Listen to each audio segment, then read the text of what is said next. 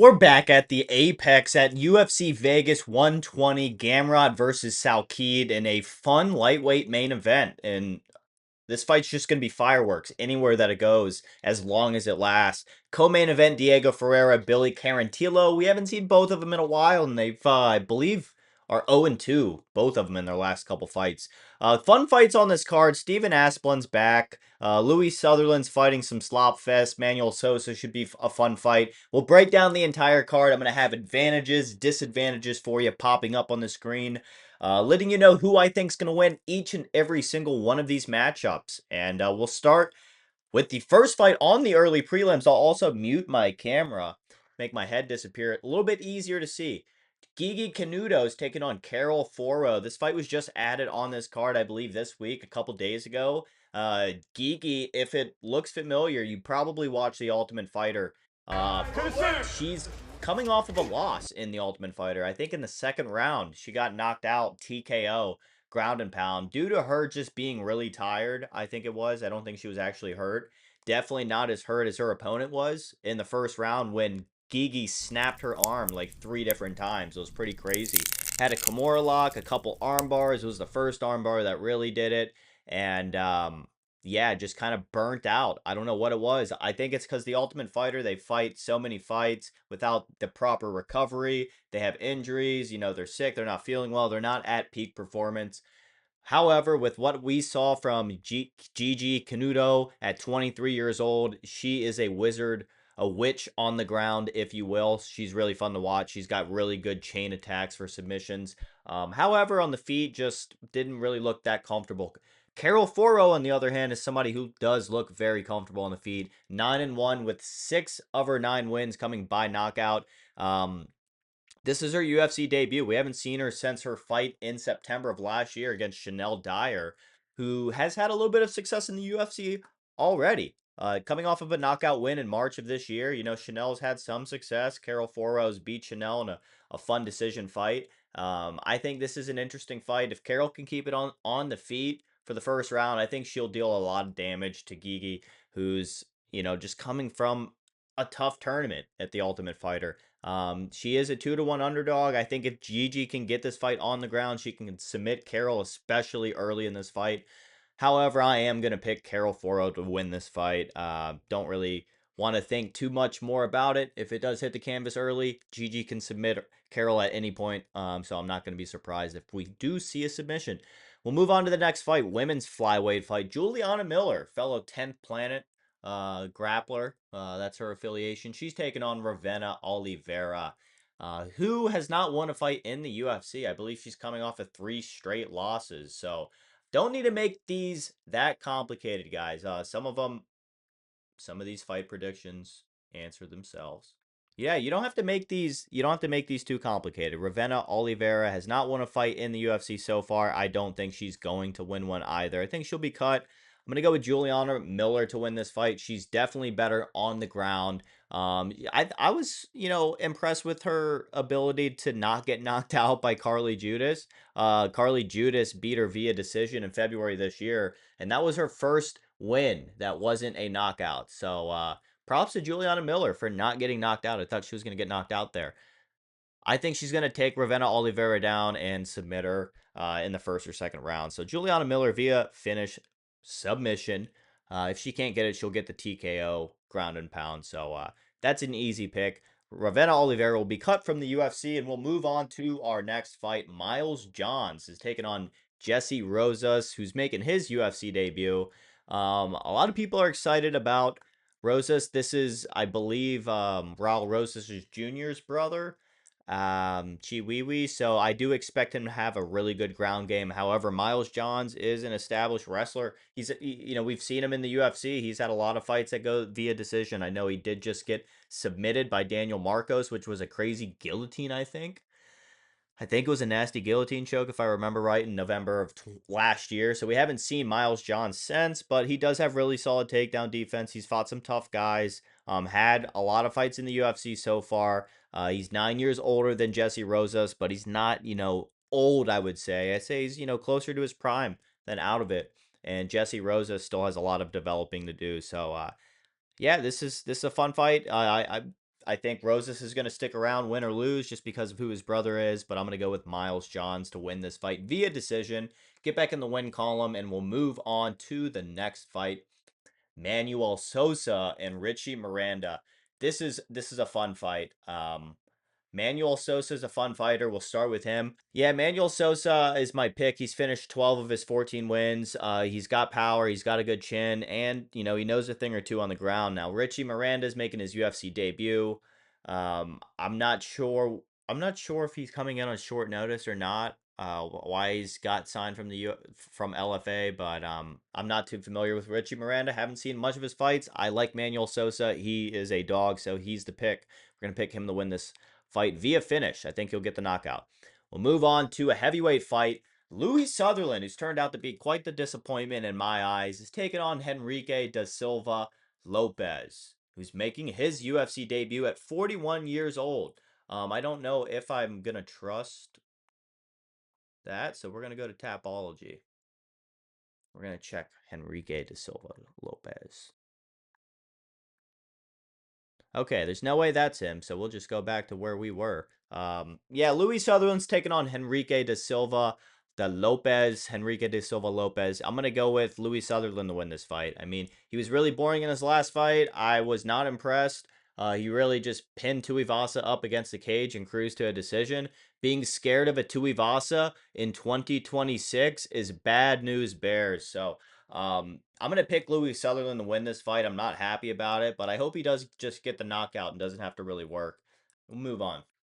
Yadier Nurgozhay is taking on Bruno Lopes, a light heavyweight fight that a lot of people are excited about. Yadier Nurgozhay, I'm not too impressed with his grappling. He's been submitted in 2 of his 3 fights in the UFC. Every fight where he has not been submitted in the UFC, he won. But that fight against Tobias was a fun one. I'm drawing a little bit of a blank on it, but Bruno Lopes, on the other hand, he's finished 11 of his 14 wins. Half of them by submission. He is going to have the advantage on the ground. I don't want to overlook this fight too much, but if it does go on the ground, I'm pretty confident that Bruno Lopes can deal some damage, get Nurgozhay to turn around on his back and just get a rear naked or find another submission that way. However, he's coming off of 2 straight knockout losses to Dustin Jacoby, a veteran, and Navajo Sterling, a hungry contender whose name is aging very well recently after his win over Jan Blachowicz last weekend. Bruno Lopes, I want to pick him to submit Nurgozhay, but I'm going to pick Yadier to get the knockout here. I don't know. He's finally found some success in the UFC this year. I think he's got more momentum. That's a real thing. Bruno Lopes, he's kind of in an area where he very well could be coming back from 3 straight knockout losses after Saturday. So, at the same time, if Bruno Lopes has a good game plan and he can execute it to par, he should get Nurgozhay down and find the submission. So I'm gonna pick Yadier to win this fight. I'm not gonna think too much more about it. Give me the Kazakhstani via knockout in the first round. We'll move on to one of my favorite fights on the card, the featured fight on the prelim. Steven Asplund's taking on Guillermir Pat. Both of these guys are 1-1 in the UFC. Steven Asplund's like a heavy favorite, I believe. I saw him ranting about on Twitter. So, yeah, he's coming off of a loss to Victor Petrino in a fight where, he held his ground where a lot of guys would quit. He took a lot of damage. He got beat up real bad. But, oh, I need to scroll down a little bit so you guys could see this. Oh, yeah. Victor Petrino, a lot of people felt like he should have got the finish. So I think that fight aged better for Steven Asplund. It showed toughness, durability, willingness to exchange all the way to the final buzzer in a heavyweight fight where a lot of fat bastards would just pass out. And Steven Asplund, proving that some of these fat bastards are not as fat as the ones that look fatter than some of these fat bastards. So it's a really complicated game of who's fatter in the heavyweight division. And Steven Asplund's not as fat as you would think he looks. Guillermir Pat, 1-1 in the UFC, is coming off of a majority decision loss by Thomas Peterson. I think I remember that fight where Thomas Peterson, I was frustrated that he was unable to find the finish. Thomas Peterson himself coming off of a calf slicer submission loss to Walter Walker just a couple weeks ago, I think. I'm going to go with Steven Asplund. I want Steven Asplund to win. I feel like I'm biased this fight, so there very well could be good underdog value on Vigilamir Pat if you're a betting person. I don't encourage that stuff, but I'm gonna pick Steven Asplund to win this fight via knockout in the second round. I think once he gets his volume going, he's just gonna be able to set up the power shot. That's the pick here. He could do it in the first, but we'll move on to the main card.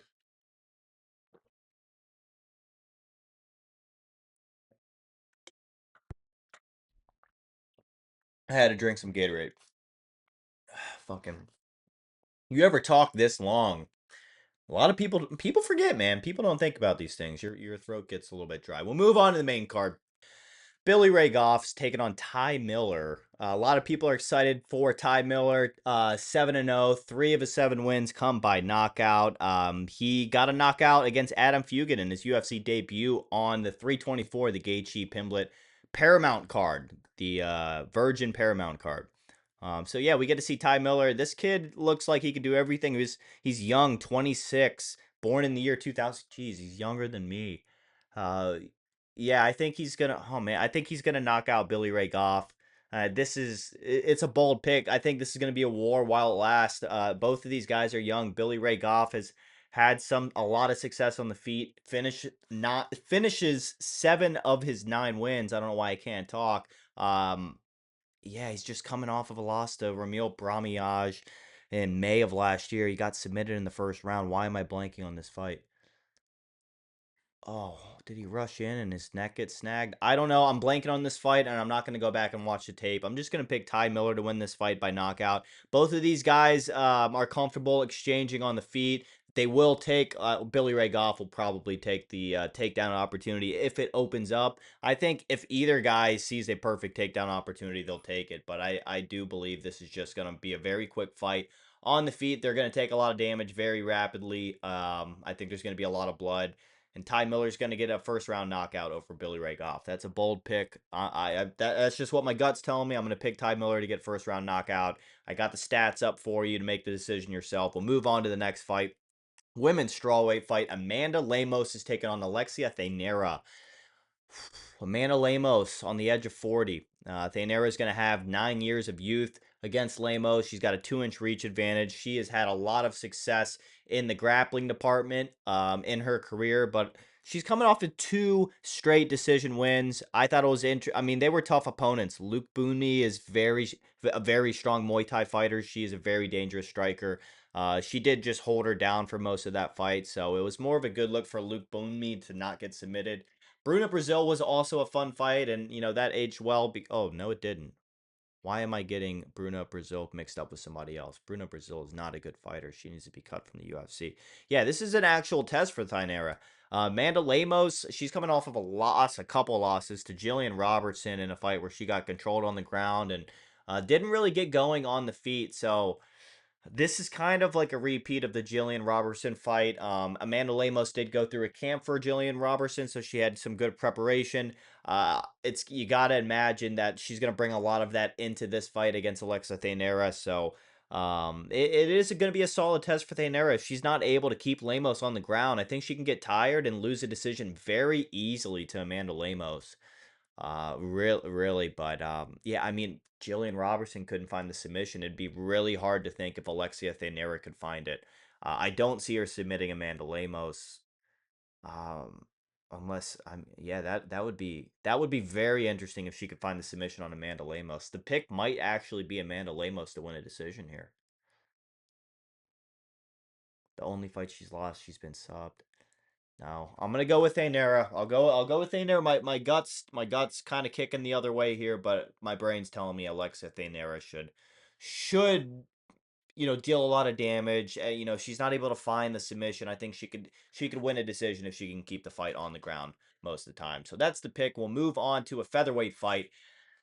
Darren Elkins, his retirement fight at 42 years old, he's taking on Yadier Del Valle. I mean, talk about the toughest retirement fight you could probably take in Darren Elkins' position in the featherweight division right now. Yadier Del Valle, he's 10-1. Wait a second. This was the cheater. This was the guy whose their fight got looked at because of suspicious betting odds. This was the first of the chain of those fights last year. Um, Yeah, was it Isaac Dolgarian? I think it was him and Isaac Dolgarian. Yeah, because an actual talented good grappler like Jordan Levitt made easy work of Yadier Del Val. It was really a masterclass, extreme couture stuff, a lot of teep kicks, controlling the exchanges on the feet and the exchanges on the ground. So I don't see Darren Elkins really grappling a whole lot at 42 years old. I think he can, yeah, he's just gonna want to stay on the feet and scrap it. Like the damage always, it's the damage. Shit. Yeah, but I think I'm gonna pick Yadier Del Val to win to win by finish. Fuck me, it's Darren Elkins' retirement fight. The dude's a legend. He's had so many fights in the UFC. I mean, shit. When was his first fight in the UFC? In 2010. His first fight in the UFC, he got a knockout win in the first round against Dwayne Ludwig. Man, that is so crazy. Darren Elkins is a fucking legend. Nine of his 29 wins come by knockout. Six of his 29 wins come by submission. He's been knocked out only 5 times. 42 years old, his first fight. This first fight in the UFC was 16 years ago, and he's only been knocked out 5 times. I want to put respect on his name, and I want to say, he'll probably lose a decision to Yadir Del Val, but just being 12 years younger, I think he's not going to be as experienced, of course, but just the raw power. I'm going to go with you, Del Val, and I hope I'm wrong with this fight, and we'll just move on to the lightweight fight. Co-main event, Diego Ferreira and Billy Quarantillo. Diego Ferreira coming off his 2 straight losses, the most recent one in September 13th of last year against Alexander Hernandez. Second round knockout at Noche UFC. 5 of his 19 wins come by knockout, 7 come by submission. He's never been submitted, and he's been knocked out 4 times. 41 years old, coming off of a knockout loss not even a year ago. You're taking on Billy Quarantillo. Billy's getting older. I didn't realize Billy was already 37. So yeah, that bastard's getting a little bit old. He's coming off of a knockout loss in the third round in December of 24. So it's been over a year and a half since we've seen Billy. That was Cub Swanson's first retirement fight before he decided he wanted to re-retire against Nate Landwehr. Poor guy. I wonder how he's doing nowadays. Before that, he was submitted by Yusuf Zalal. So, despite those two, blurs on his record there, Billy's a savage. He's really fun to watch on the feet. He can take a lot of damage and dishes it out pretty well. Uh, he's got solid takedown defense. Really, there's nowhere that Billy can't hang with a lot of the fighters in the lightweight division, unranked fighters in the lightweight division, and especially a 41-year-old Diego Ferreira. Diego is ferocious. He's fun to watch. He's aggressive, but just being 4 years older, he does have the reach advantage. I do kind of want to pick Diego, but I'm not going to. I'm going to pick Billy Quarantillo to get a knockout win over Diego. And we'll move right on to the main event. This is the one everybody's talking about. This is the one everybody cares about. Very excited for this fight. This is an underrated fight. Definitely carries the card quite a bit. Mateusz Gamrot is taking on Quillan Salkilld. Very pivotal fights for both guys in both of their careers. Physical attributes, you could see him right here in front of you. Salkild's going to have the youth advantage. 9 years of youth at 26 years old to Gamrot's 35. He's got almost a 5-inch reach advantage at 75 inches. Volume striker, knockout artist on the feet. We could take a look at his resume. He's coming off of a round 1 knockout win over Beneil Dariush. Wonder how he's doing. Good guy. Man, I love betting. Before that, he submitted Jamie Malarkey in the first round. Then knocked. Yeah, he's been busy in his last 5 fights, only going the distance 1 time, finishing 9 of his 12 wins and most of them in the UFC. Mateusz Gamrot is coming off of a loss, I believe, to no. He submitted Rabovics. Why am I? Well, that's just completely sponged from my memory. My brain was telling me Charles Oliveira was his last fight. Esteban Ribovics. Okay, well, okay. Mateusz Gamrot stays active. He stays busy. He's got momentum going. Okay, he's not off of a complete flat tire here.